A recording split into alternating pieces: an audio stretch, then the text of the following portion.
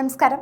ശ്രീലങ്കയിൽ നടക്കുന്ന ത്രിരാഷ്ട്ര ഏകദിന പരമ്പരയിൽ തുടർച്ചയായി മൂന്നാമത്തെ മാച്ചിലും ഇന്ത്യൻ എ ടീമിനായി 50 അല്ലാതെ പുറത്തായിരിക്കുകയാണ് ബാറ്റിംഗ് സെൻസേഷനായിട്ടുള്ള വൈഭവ് സൂര്യവംശി. ആരും പ്രതീക്ഷിക്കാത്തൊരു സംഭവമാണ് ഇത് എന്ന് പറയാം.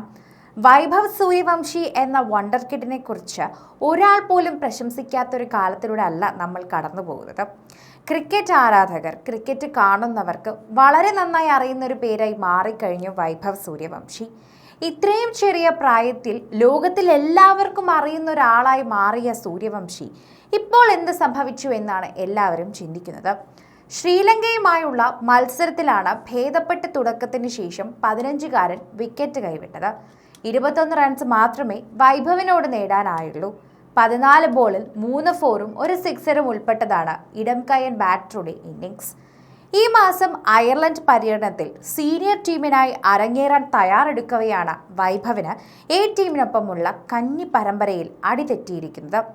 പ്രഭ്സിമൻ സിംഗിനൊപ്പമാണ് ഇന്ത്യൻ എ ടീമിനായി വൈഭവ് സൂര്യവംശി ഒരിക്കൽ കൂടി ഓപ്പണിംഗിൽ ഇറങ്ങിയത്. കഴിഞ്ഞ 2 മത്സരത്തിലേതും പോലെ തന്നെ ആദ്യ ബോളിൽ 4ഓ 6ഓ അടിച്ചുകൊണ്ട് അക്കൗണ്ട് തുറക്കാനുള്ള ശ്രമം താരം നടത്തിയില്ല. ആദ്യ 2 ബോളിലും റൺ ഇല്ലാതെയായിരുന്നു വൈഭവ് അടുത്ത ബോളിൽ സിംഗിളോടെ അക്കൗണ്ട് തുറന്നത്. 2ാം ഓവറിലെ ആദ്യ ബോളിലാണ് വൈഭവ് കളിയിലെ ആദ്യ ബൗണ്ടറി പായിച്ചത്. ഫൈൻ ലെഗിലൂടെയാണ് താരം ബോളിനെ അതിർത്തി കടത്തിയത്. ഇതേ ഓവറിലെ 3ാമത്തെ ബോളിൽ ആദ്യത്തെ സിക്സറും വൈഭവ് പായിച്ചു. ബൗളറുടെ തലയ്ക്ക് മുകളിലൂടെയാണ് സ്ട്രൈക്ക് ഷോട്ടിലൂടെ താരം ഗോൾ അടിച്ചത്. ഓവറിലെ അവസാന ബോളിൽ വൈഭവ് ബൗണ്ടറി പായിക്കുകയും ചെയ്തിരുന്നു. ഡീപ് മിഡ് വിക്കറ്റിലൂടെയാണ് ഫ്ലിക്കിങ്ങിലൂടെ താരം 2ാമത്തെ ബൗണ്ടറി കൂടിയായത്, അക്കൗണ്ടിലേക്കും ചേർത്തത്. 4ാം ഓവറിലാണ് വൈഭവിന്റെ അവസാന ബൗണ്ടറി കണ്ടത്. ഈ കളിയില്ലെങ്കിലും വൈഭവ് കന്നി 50യോ സെഞ്ചുറിയോ നേടുമെന്ന് പ്രതീക്ഷിച്ചിരിക്കവെയാണ് പൊടുന്നനെയുള്ള പുറത്താവൽ സംഭവിച്ചത്. 4ാം ഓവറിലെ 5ാം ബോളിലാണ് താരം വീണത്. ലങ്കൻ ക്യാപ്റ്റൻ സഹൻ അറാഷിയയ്ക്കായിരുന്നു വൈഭവിന്റെ വിലപ്പെട്ട വിക്കറ്റ് കിട്ടിയത്. ഓഫ് സ്റ്റമ്പിന് പുറത്തേക്ക് പോയ ബോളിൽ കവറിന് മുകളിലൂടെ വലിയൊരു ഡ്രൈവിനായിരുന്നു ശ്രമം നടത്തിയത്.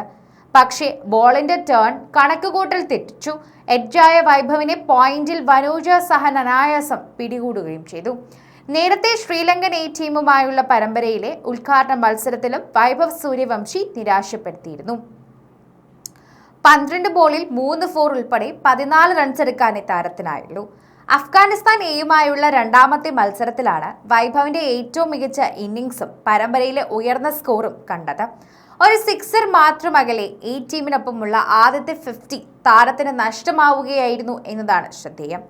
22 ബോളിൽ 200 സ്ട്രൈക്ക് റേറ്റിൽ 44 റൺസ് അടിച്ചെടുത്താണ് വൈഭവ് മടങ്ങിയത്.